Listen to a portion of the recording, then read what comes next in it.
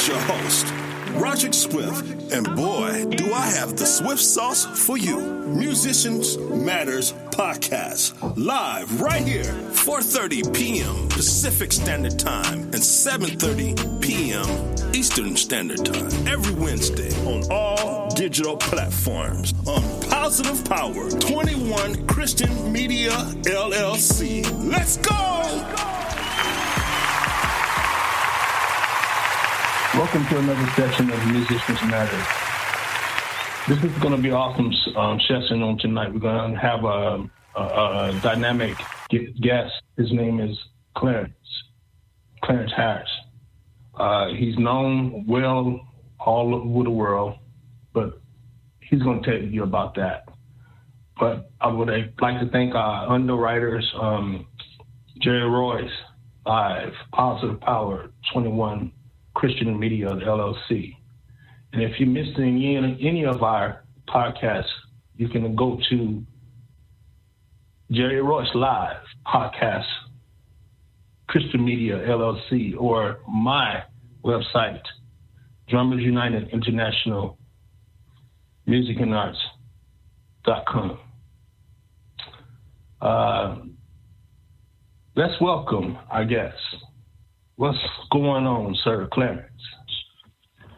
How you doing, my brother? Good to hear from you. I'm doing great. I'm just making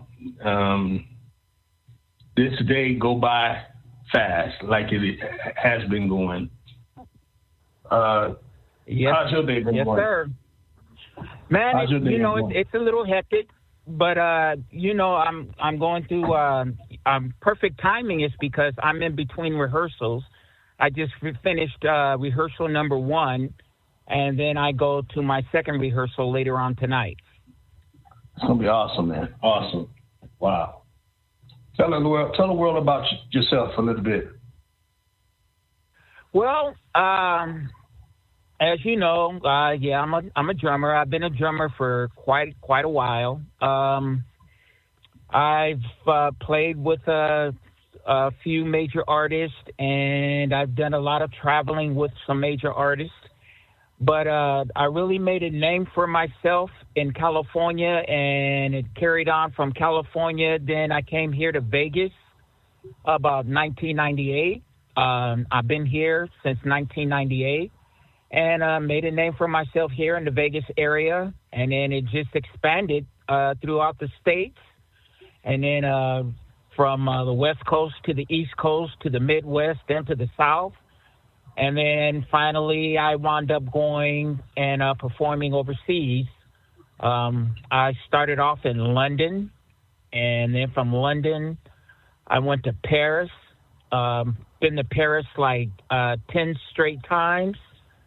And then from Paris I went to Belgium, Brussels, Switzerland, Spain, Italy, and just traveled to the European countries, and then came back to Vegas, and I've been rooted in Vegas ever since.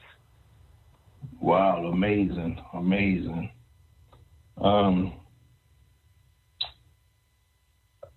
I wanted to give you some kudos on your session on last Saturday. It was pretty awesome. It was amazing at the barbecue restaurant. Oh, well, thank you very much. You know what? It was a pleasure seeing you. I'm glad you got a chance to come on out and see for yourself. But also at the same time, I have to give you kudos for what you were doing with your with Drummers United International. Awesome. I really appreciate it, but it's not me. It's God doing that. I'm just the messenger. You know what I'm saying? Well, then I guess what? Then we're in the same boat, because that's what it is for me as well. I am just the messenger. That's awesome. Speaking of that, what we was talking about, what makes your brand unique from others? Well, the difference with me is that it's like I have more options. It's like I don't really try to pigeonhole myself into just one style. I was taught at an early age to play everything. You know, whether it's country, whether it's rock, whether it's avant-garde, whether it's jazz, funk, R&B, whatever it is, learn how to play it and be flexible. And so I learned that at an early age. And then as I was coming up, I had the pleasure of meeting one of the most famous drummers in the world today. His name is Jonathan Sugarfoot Moffett. He's the drummer, or was the drummer for Michael Jackson. Well, I met him at the NAMM show in Anaheim, and he took time out of his busy schedule to sit down and have a chat with me. And he asked me, what do I want? Did I want to do this for a living? And I said, yes. And he gave me one good piece of advice, and I keep that advice to this very day. He told me, he said, Clarence, if you want to be a professional drummer, timing is key. If you can play time, you'll have a job for the rest of your life. As long as you can play time. If you can play time, you can play anything, and you will have a job for the rest of your life. Well, I took that to heart. And even to this day, that is my mode of honor. That is my mode of conduct. If you can play time, you'll have a job for life. You're right about that, and you well at it. I was checking you out. You was well at that. You did not skip a beat. You did not skip a beat. That was amazing. Yes, sir. Like I said, that goes back to what he told me. Timing is everything.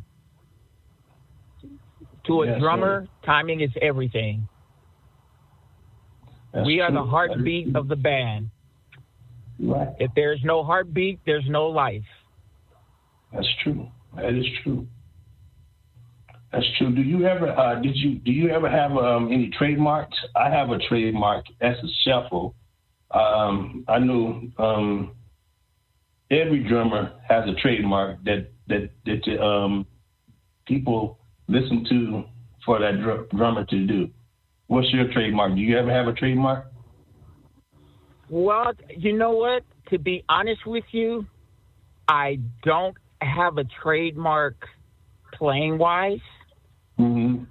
But if I was to have one, it would be being on time for the show, being on time for rehearsals, being on time, being ready to play on sound check, being ready to play for the show. And then the hard part, to me, which is the hard part, is at the end of the show when you got to tear down and taking your equipment off. You have to have a system of tearing down, packing your stuff, and getting in and getting out as quickly as possible. And that's, for me, that's my key. My key is to be on time, be professional, and do everything on a professional level. You're right about that, because I had an experience of that, what you saying, as far as of tearing down your kit and tearing it down in a timely manner. Check this out. I played a session for another person, and basically, as I was playing that session, the service was still going on, or the meeting was still going on at Santa Fe, but the music had to leave because a choir was coming up, and they just deal with tracks. So can you imagine me having to get my? I had a 7-piece kit. Can you imagine me trying to get my 7-piece kit off the stage in a timely manner without making any noise? Yeah. Well, when it's a situation like that, what you do is when you take your stuff off stage, you might take it backstage or backstaging area, and move your stuff to the back staging area just to get it off the stage. And then from the back staging area, then you can tear it down from back there, because that makes it much easier than tearing it down on the actual stage that you played on. But if you move your stuff from the stage to the back of the staging area, or the back staging area where the musicians are and all that stuff, you move it back there, and you're out of the view of the crowd, it's much easier to work from that area as compared to being on stage and everybody looking at you like, okay, well, he's tearing his stuff down. What is he doing? You know, so it's easier to just move your stuff to a staging area away from the stage and then tear it down, and then you won't be in so much of a rush. Then you can just take your time and systematically, you know, put your stuff in the way how you normally do.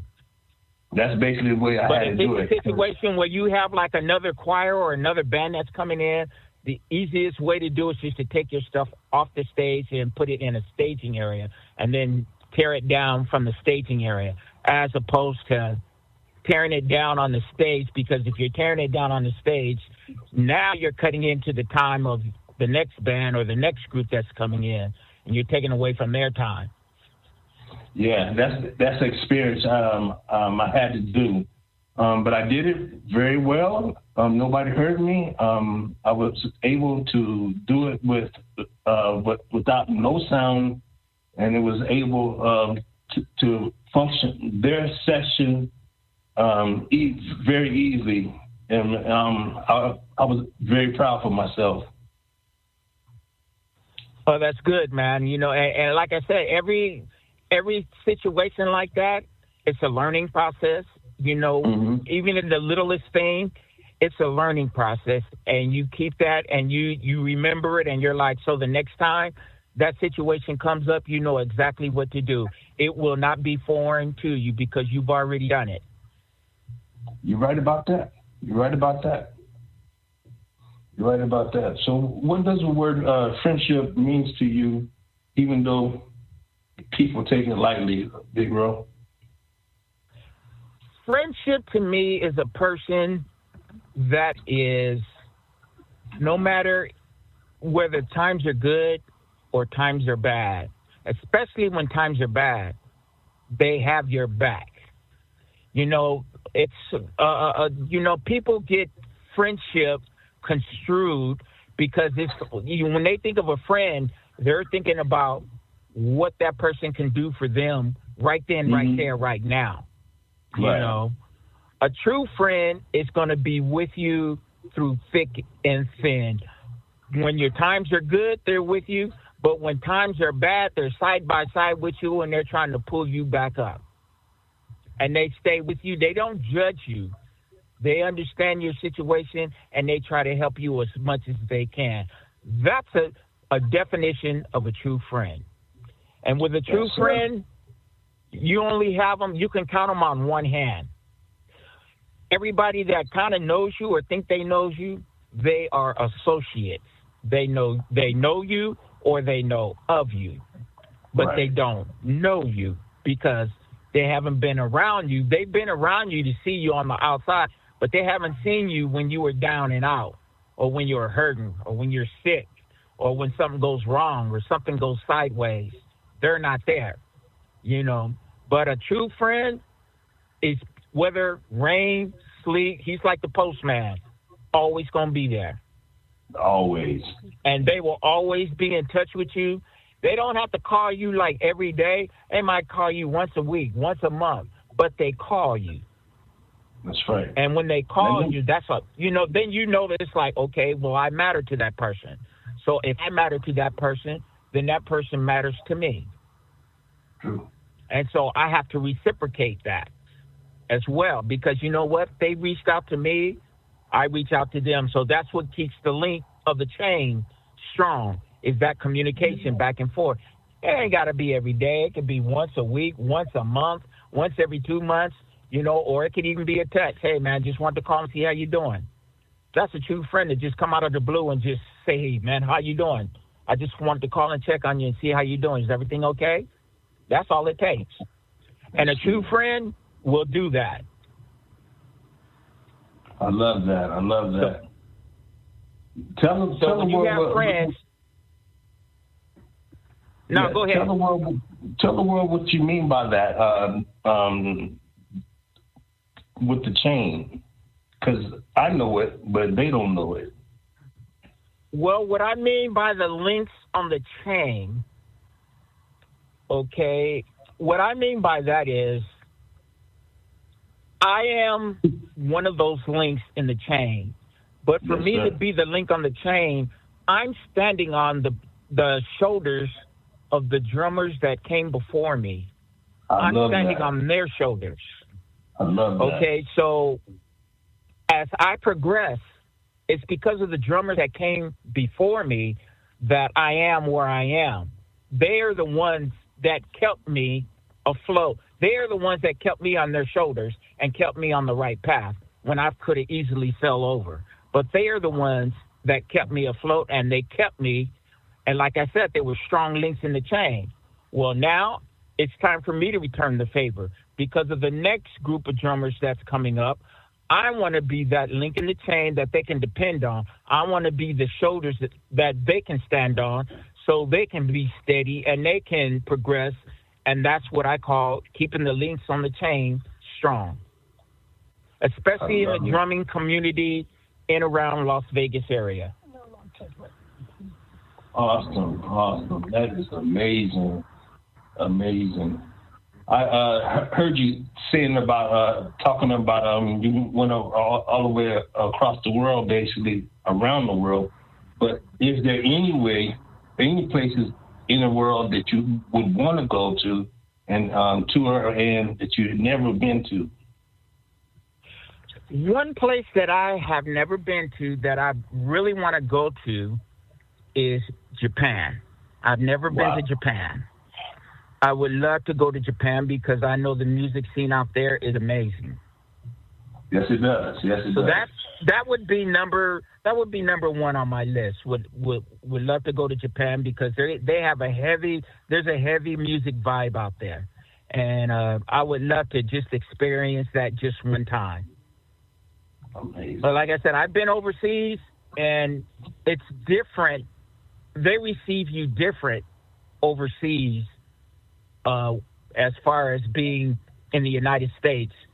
In the United States, it's kind of like a given because there's so many musicians here in the States. But when you go overseas, it's almost like you're treated like royalty. When you come, especially if you're coming from the United States. When you're coming from the United States and you're a musician, oh my God, they gravitate to you like bees to honey. Because they want to know that they want to have that experience, what that experience is like. And every time when we come over there, we bring the experience of us playing, and we're bringing it and showcasing it to them, and they soak it up, man. I mean, it's just amazing. It's amazing how they treat musicians from over there as compared to over here. Now, I'm not saying that it's bad over here, but I'm saying it's much better over there because they have a deeper appreciation for live music. You're right about that. Speaking of that, shouts out to all of my listeners into the United Kingdom or the UK and United States. That's my most listeners in United Kingdom and United States. I'm truly blessed and favored over you guys listening to Musicians Matters every week. God bless you guys. And I would also like to say to all the musicians, especially over in the UK and, especially the drummers around the world, I have 3 words that I say to all my drummers. Keep on sticking. I love that. Wow. I love that. B-Roll, what is the best advice you can ever give a musician? The best advice that I could give a musician would be to, number one, be true to your craft. Don't take it for granted. Everything is not a given. Be true to your craft. Practice, and even on the novice level, the intermediate, the professional, master class, it's all the same thing. You have to practice. You have to be if you have to be punctual. If you have meetings or rehearsals or sectionals or whatever, be on time. Do your work. Don't wait to get there to do the work. Do your homework. Do your homework so when you come to rehearsal, you're ready to rehearse. There's no ifs, ands, or buts about it. You know your part. Know your part. Play your part. Don't worry about nobody else's part. Play your part. And let everybody else figure out their part. As long as you got your part, you'll be good. And just be professional about what you do. And you have to be professional when you're on stage, but you also have to be professional when you're off stage. Okay? You can't be professional on stage and then have a rocky situation off stage. There's no balance. You have to have balance. If you have balance, you'll play forever. If you don't believe me, ask Stevie Wonder. Ask some of the musical giants that's been playing for 30, 40, 50, 60 years. It's the same routine. They have a routine that they go by. They live their life a certain way. They do things a certain way. Everything is regimented, and that's what keeps them relevant. That's what keeps them strong. And by them doing that, they're setting themselves, what they do, they're setting themselves up for when the next wave of musicians come up, they have somebody to look up to. So I want to be one of those musicians that when the next wave of drummers that come up, that they could look to me or they look to drummers like me and say, I want to be like that guy. I want to do what he does. And, and they can make that link in the chain stronger. So I love that. Man. What lessons have you ever learned in the music industry that you wouldn't do anymore? Well, the things, I still do them to this day. But I learned them when I was in elementary. I've been doing them ever since elementary school. Mm-hmm. And I even do them to this day. But the one thing that I do every time before I do a show, I do my rudiments. That's what I warm up with. I warm up with my rudiments. And with my rudiments, there's only 16. But the way that they have it now, it's like they have 32 rudiments. And a lot of the other rudiments have come from marching band, marching drummers and stuff like that, double sticking, triple sticking. But the actual 16 rudiments, the first 16, those are the rudiments that I work on to this very day. And to this very day, before I do a show, I will be backstage on a little drum pad or even on my knee, playing single paradiddle, double paradiddle, triple paradiddle, flam tap, flamacue, triplets, 16ths, 32nds, 64ths, just things to warm up on. And then I go and I do my show. It helps out a lot. But those are things that were taught to me when I was a kid, and I stick to those to this very day. Because by doing that, it's brought me this far.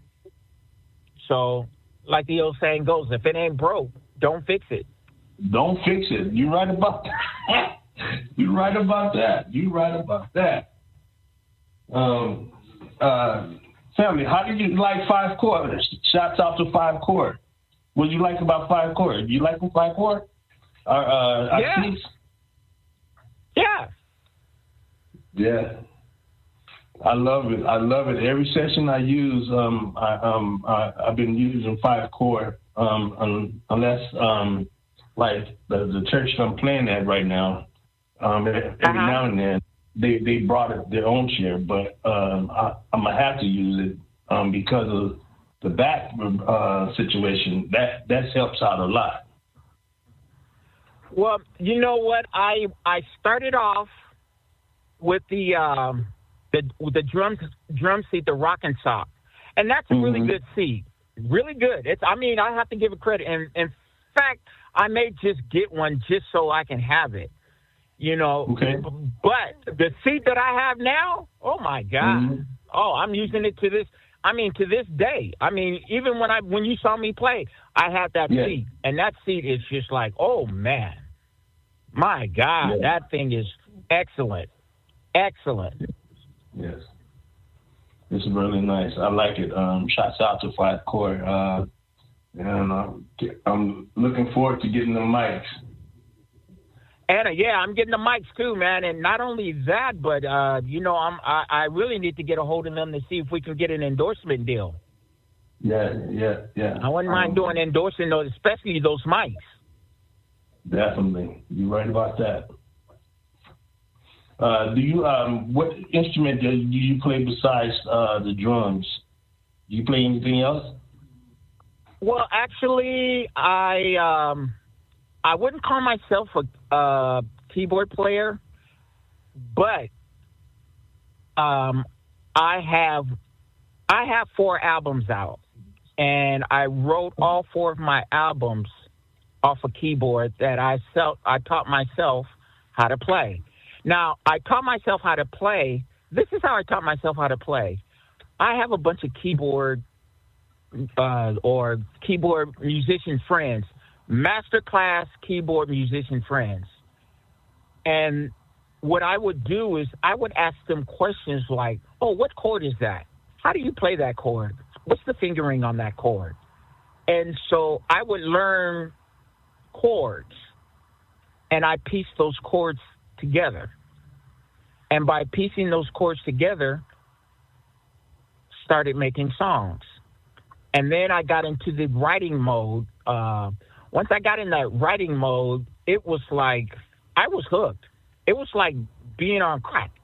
I was in this, every little bit of time any little bit of free time that I had, I was writing. I got so hyped up. It was so bad for me when I didn't have a keyboard. I would go down to the Guitar Center or Sam Ash and play on the keyboard down there for hours until I got mine. And when I finally got mine, then that's when I started writing music. And then once I started writing music, I wrote one song. And then from one song, it went to another song. And then from another song, write another song. So it was like I write one song, and it was like, and I was, dealing with my other musician friends, and I would tell them, hey, man, I just wrote a song. And they'd be like, okay, that's good. Now go write another one. What? Yeah, go write another one. Oh, okay, well, I'm going to go write another one. So I go write another one. Write another one. Okay, well, that's good. Now go write another one. Okay, well, I'll go write another one. And then and from then on, it was just on and on and on. And I got so bad that there would be times that I would wake up at 4 o'clock in the morning, get on the keyboard, and I wouldn't get off that keyboard. I would be on that keyboard from 4 o'clock in the morning till 2 o'clock the next morning. Wow. I was that bad. I would literally fall asleep on the keyboard, wake up, and get right back to playing some more. And it was just self-taught. And then, with me just knowing drums is easy. That's no problem. We take care of that. That, put that in there, no problem. It was just all the other little instruments that I had to learn how to play. And I played them on a keyboard. I had right now, to this very day, I have a Phantom X6. Okay. And I've had that Phantom X6 for almost 20 years. And it's still in peak condition. Yeah, I'm in the process of trying to get me a Mo, not a Mo 8, but I like those, they call those keyboards. Just say, I like Mo 8s, and then I like the B3s. Right. Like that and see, they had some They had they had a keyboard. Well, see, I had the X6. They had the X9, 10, and 11 come out, and they're pretty good keyboards. They're pretty good, but what happened is this: they discontinued the X6, which I think was a big mistake. But now, because of the sounds that the X6 had, boy, they're trying to. Anybody that has an X6, they're trying to buy that sucker right up. I mean, that's just a hot commodity right now. But wow. A lot of people, a lot of keyboard players, most keyboard players, if they have an X6, they're not trying to get rid of it because they know that's gold. Right now, that X6 is gold. You know, the X9, 10, and 11 was supposed to replace the X6, but man, the X6 outlasted the 9, 10, and 11. Wow. It's just something about that keyboard, man. And I mean, anybody that has an X6, they know that wow, man, the sounds. And I mean, it has like close to 200 different sounds in it. And it's just an amazing piece of equipment to work with. And it's a joy to work on it. I mean, I've all 4 of my albums were made off of the Phantom X6. Wow. And yes, I do have 4 albums out there on Spotify. They're on YouTube. They're on SoundCloud. Yes. Let them know. What they look up? What you look? Is it under your name or what?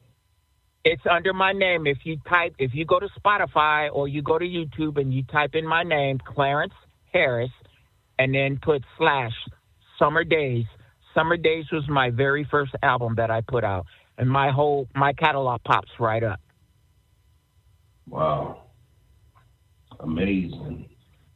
So how many drummers do you know that has a catalog of music that's been published? Well, I know some drummers and percussionists. Probably like you said, I can count them on my fingers right now. 5 hand on one hand. Daryl's one of them. Daryl Woodfolk is another. Chris, his name is Johanna. He's another. Charles, he's another. All of them. Speaking of, but one has been on the show. Daryl Woodfolk, he's going to be on the show the first day of May. He's going to be bringing in my birthday with me. So that's great. And man, when you talk to Daryl, tell him CH said hello. I know Daryl very well. Wow, I will. I know him very well. I will.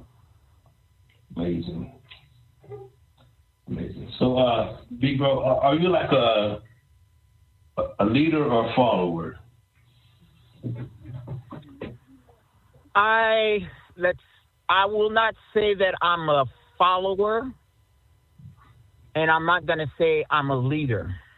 But what I will say is that right now, I don't lead and I don't follow. If I do follow, I follow what God puts me to. What God has me do, that's what I do.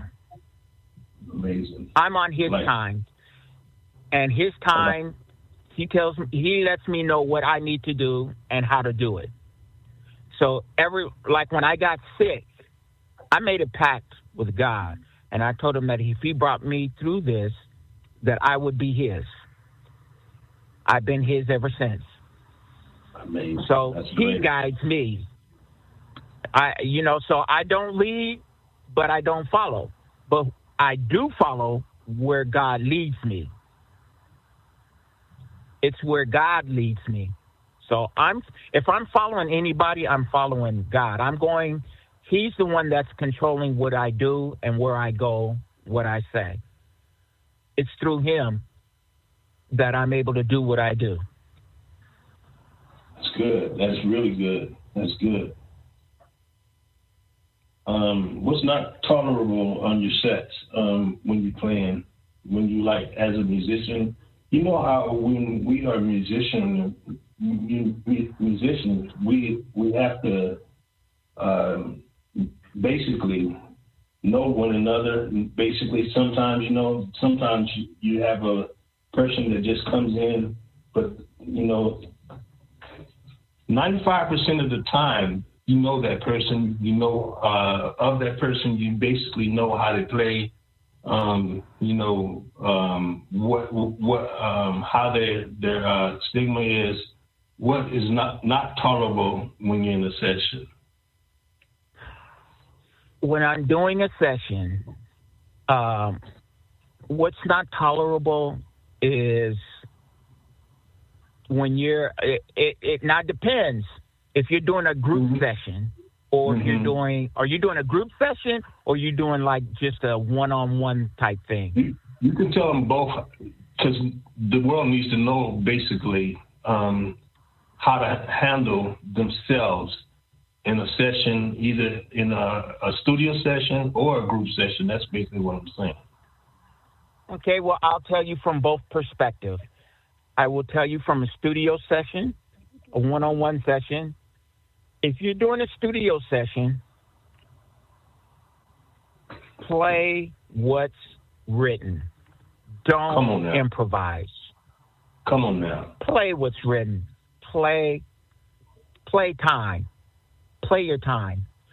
Like my boy Jonathan Moffat said, timing is everything. If you play time, you will work the rest of your life. In a studio session, it's all about timing. It's all about playing what's written. Okay? Now, if they ask for something a little more, then okay, do it then. But if they don't ask, just play time. Play what's written or play what they ask you to play. If they say, hey, I need you to just play time for 24 measures, play time for 24 measures. Now, if you're in a group session, I cannot stress enough, when you're in a group session, you coming into that session, know your part. Don't worry about the bass player. Don't worry about the horn player. Don't worry about the guitar player or the singer, or don't worry about the sound guy. Don't worry about none of that. You worry about your part. You make sure your part is spot on. If you're spot on, then that forces everybody else to be spot on. And if you're spot on, then you're going to find out right then, right there, right now, there's going to be one or two people that didn't do their homework, and they get exposed right then, right there, because you know your part. So because you know your part, you expose them. So that's why I say when you come into a session, know your part. Come in confident. Come in knowing you already know what you're going to do. You've already practiced it at home. When you practice at home and you do your stuff at home, so when you come to the session, you're ready to go. There's no time wasted. Because when you're in a studio session, time is money. And when they got to spend time to figure out a part, that's extra money that they got to spend on somebody that didn't do their homework.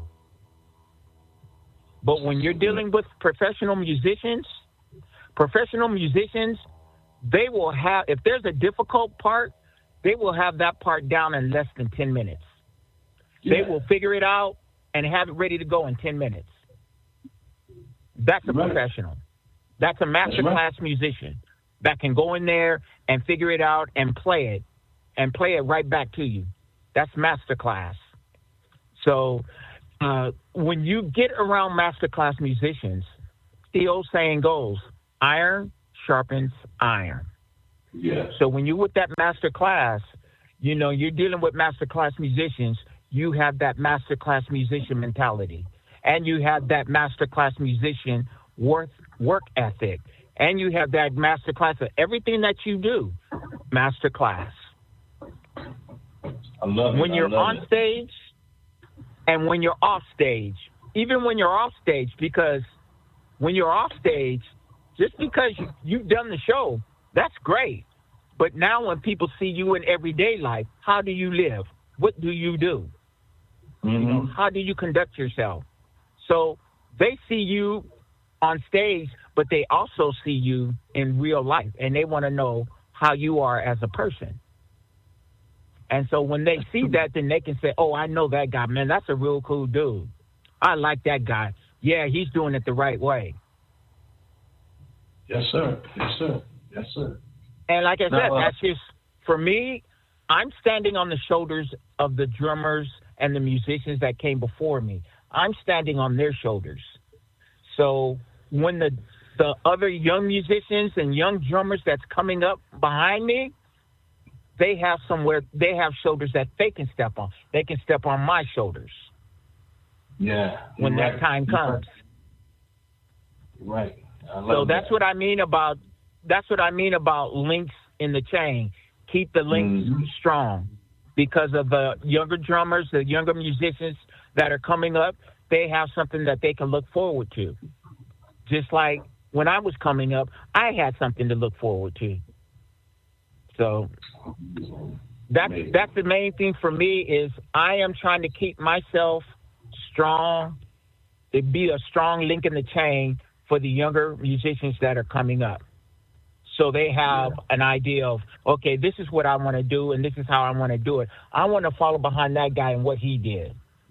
And that's the main thing. That's what I mean by links in the chain. Awesome. I'm gonna shout out to my links in the chain. William B. Mason. I told you about him before in Watts, California. Remember? And then shouts out to he's resting in peace right now. But shouts out to Eagle Eye Shields, because they both taught me how to read and everything, and I would never turn that away from nothing, Right. That was a blessing in disguise, because, you have to go to school. Even though I did go to school and take a little theory, when I first started, there was no school. It was just nothing but pillows and paper drum sets. Yep. Oh, brother, I could take you even deeper than that. When I was coming up, I didn't have no drum set. I had pots and pans, and then if I didn't have pots and pans, I had a bunch of boxes, cardboard boxes that I would beat up in the garage, and I turn those boxes into a little drum set, and I would beat on those.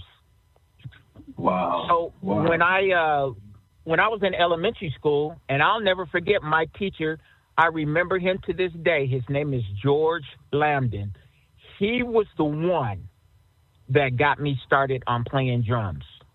When I was in the 4th grade, I was in band in the 4th grade, and George Lambden was my music teacher. And he got me on a drum set, and I started playing. And before you know it, I was doing shows at my elementary school with my music teacher. And we did it at my elementary school. And then all of a sudden, we started traveling to other elementary schools in the district doing shows.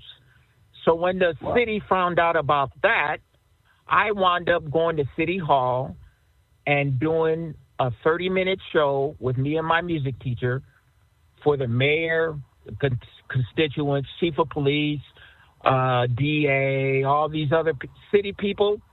I did a 30-minute show for them. And because I did that 30-minute show, they wound up buying me my first drum set. Amazing. So my first drum set was purchased by the city of San Bernardino. Wow. And when I started playing, professionally, my first gig that I played, I was 9 years old. Wow. And I was playing at clubs 21 and over. But in order for me to do that, I had to get special permission from the mayor, district attorney, chief of police, whole thing. That's where that show came into. So because I did that, they wound up saying, okay, we'll give you a special proclamation. You can go play at clubs 21 and over, but you have to have a chaperone. You have to sit at the bar. The only thing you can drink, soda, water, milk. Can't nobody come up and talk to you. Can't nobody come up and visit to you. And at 2 o'clock, you have a police escort home. So I was playing every Friday, Saturday, and Sunday, and I would have a police escort home every Friday, Saturday, and Sunday. At 9 years old. That's amazing. That's amazing. I had the opportunity at that age. Check this out. At that age, I was playing for like people's like David Blakely, Shirley Caesar, James Moore. Right. Timothy Wright, Douglas Miller. I had the opportunity to play for these people when they came out here. That was a opportunity of a lifetime.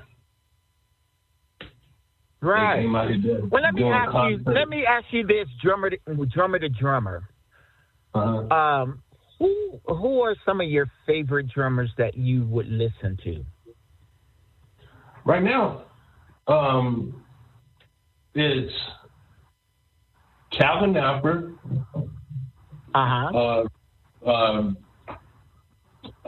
What his name is? I listen to him every night. He plays on The Late Show. Questlove. Questlove. There you go. Yep. Sheila E. And Girl. Then I would listen to Corey Johnson. He's from out here. Look him up. You talking about a beast on the drums? Corey Johnson. Corey Johnson the second. He's awesome. And the beast. He plays for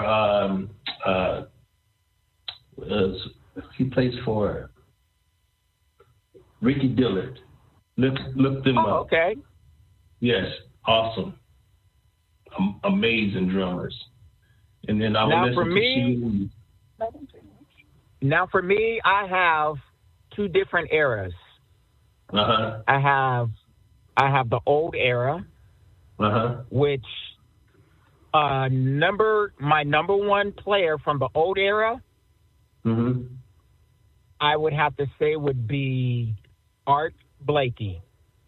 Okay. He's 98 years old. Wow. And he's still playing today. Amazing. Then after Art Blakey comes Roy Haynes. Okay. Then after him, Elvin Jones. Then after him, Buddy Rich. Oh. Then after him, Ed Shaughnessy. And after him, there's a little-known guy, but his name is Sal Mineo. Okay. Then after him, Elvin Jones. Now, and then after him, Billy Cobham. Okay. Now, if you want to go new school, new school, then I would have to say, number one, Dennis Chambers. Okay. Number two, Jonathan Moffett. Okay. Number three, Ndugu Chancellor. Wow. Number four, I would have to say Sheila E.'s dad. Yes. Yes. Definitely. I listen to him all the time. Oh my goodness. Now, especially on the congos. Now, if you want to go slash and go percussion, all-time favorite, number 1, Willie Bobo. Right. Number 2, Paulino da Costa. Number 3, Sheila and Pete Escobedo. Okay, I love it. I love it. I love it. I mean, there's a lot of other drummers out there that I look up to. Dave Waco, Steve Gadd. Oh man, there's a bunch of other drummers that I look up to that are out there. But these are some of the guys that I listen to religiously, are the ones that I just named. And even to this day, I still listen to them to this day. I follow them to this day. Amazing. Because they are a testament to what I'm already doing. Because what I'm doing is I'm following in their footsteps. Awesome. What I'm doing is what they've already done. I'm standing on their shoulders. Awesome. Amazing. So that's why I say keeping the links in the chain. And that's why I say keeping the links in the chain strong. Yes, you're right. You're right about that.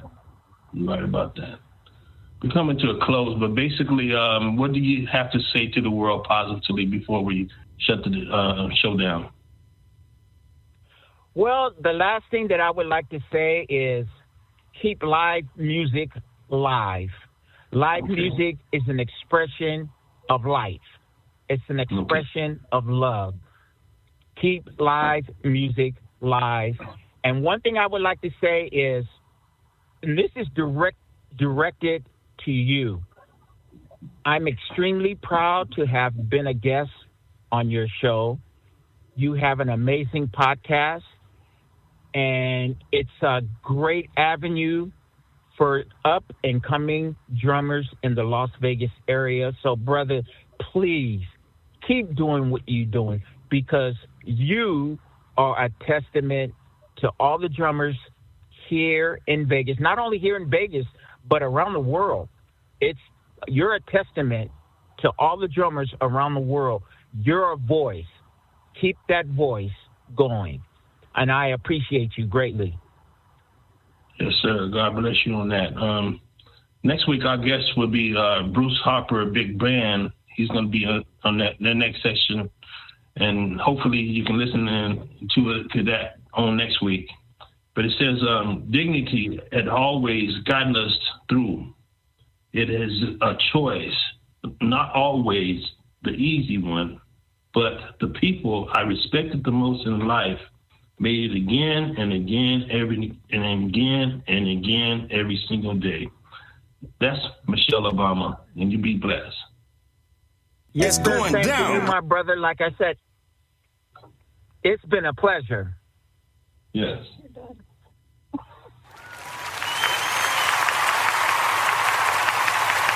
It's going down right here at the gas station studios, 2270 Losey Road, North Las Vegas, Nevada, 89030. Agape Productions Global LLC presents our first annual Musicians Matters Scholarship Gala, November 30th at 7 p.m. Formal attire. Tickets, $80. Seats are limited. Ticket sales will begin June 30th at DrummersUnitedInternational.com. Dinner will be provided by CT's Catering. DJ Sir Skates will be on the ones and twos. It is our mission to be greater in 2024. See you there. Join me as your host, Rodrick Swift, and boy, do I have the Swift sauce for you. Musicians Matters Podcast, live right here, 4:30 p.m. Pacific Standard Time and 7:30 p.m. Eastern Standard Time, every Wednesday on all digital platforms on Positive Power 21 Christian Media LLC. Let's go!